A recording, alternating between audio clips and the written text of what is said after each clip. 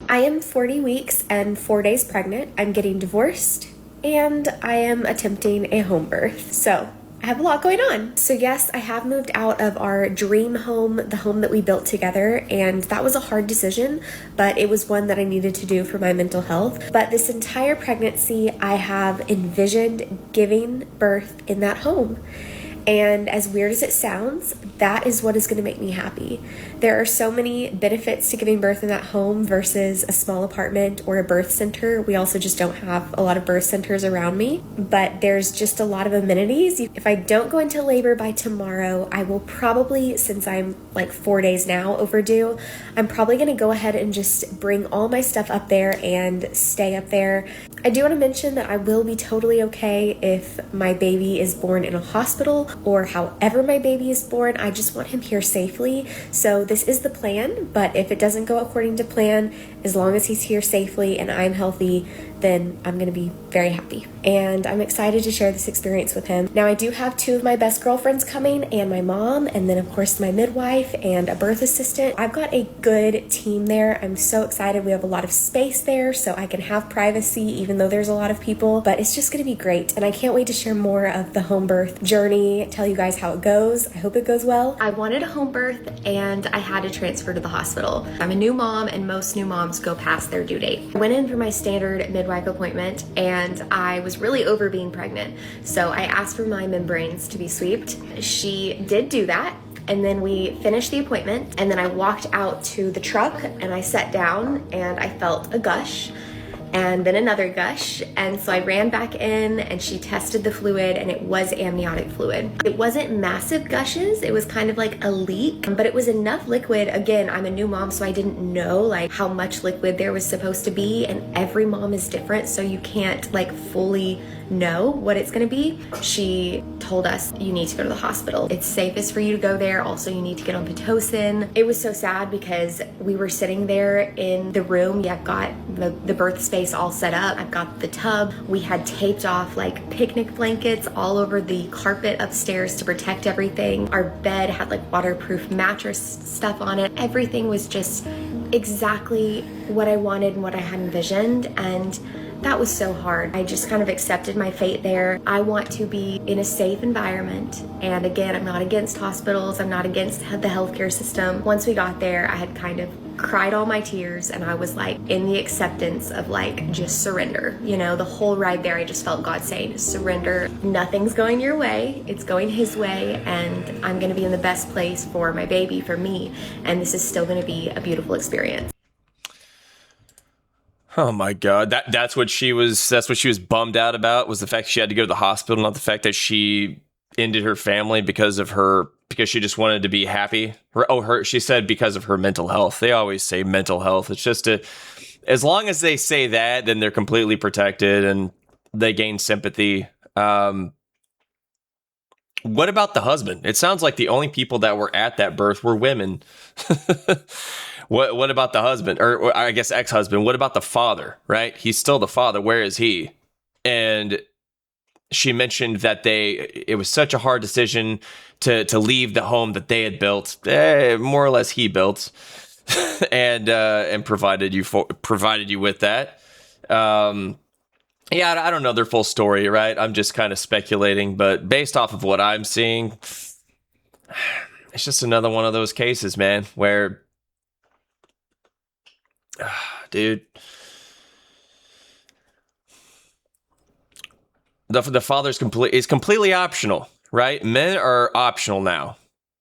So, and she's divorcing as she's 40 weeks pregnant, right? And the way that she says it, the way that she talks about all of this, it's so cavalier. She does not care, right? And she's giving birth to a son. I feel sorry for that kid. He needs his dad. And I know from experience that if the mother of your child doesn't want you there, then you are forced out. You cannot be there.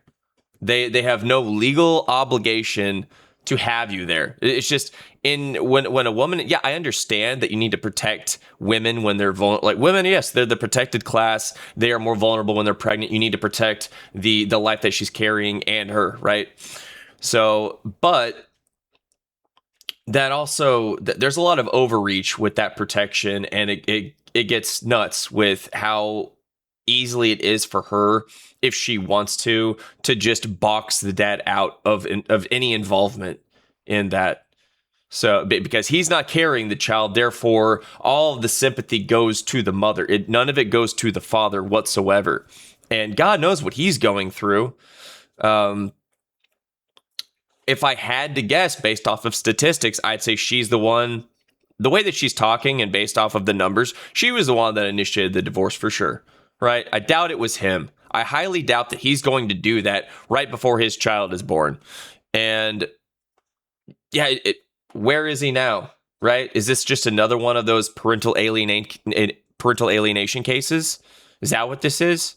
It's what it looks like. I am familiar with those cases, for I am in one.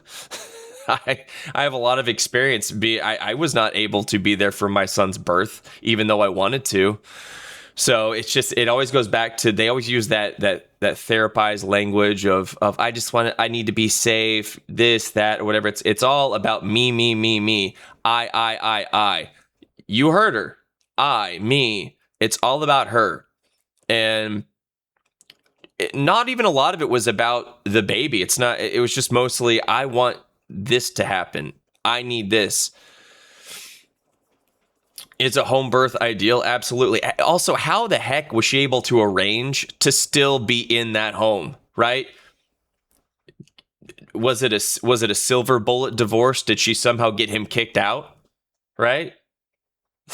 I'd really like to hear the backstory of what happened in their relationship, so that I wish I could give a more accurate assessment based on what's actually happened. She doesn't give a lot of information or context, so forgive me for possibly misspeaking and misinterpreting some of these things, but just off the rip, this looks awful for her, not for the husband or ex-husband. So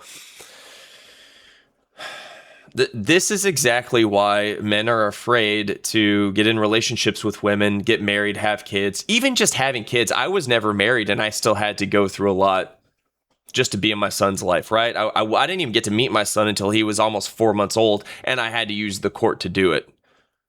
So without an attorney and the court and a court order, without a ruling of a judge, yeah, good luck, dude. If you're a man in that circumstance, what you need to do is lawyer up and negotiate later. Do not try to negotiate with the mother at all, especially if she has an attorney already. So it's not wise. I help a lot of men out with these issues because I went through them. There's a whole bunch of different ways that it can play out. There's more than one way to skin a cat, of course.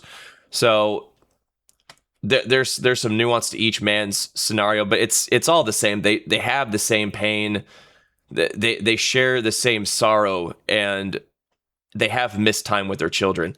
So yeah, this is a scathing indictment of marriage, of trying to build a family, right? They had a pretty nice house that they built together.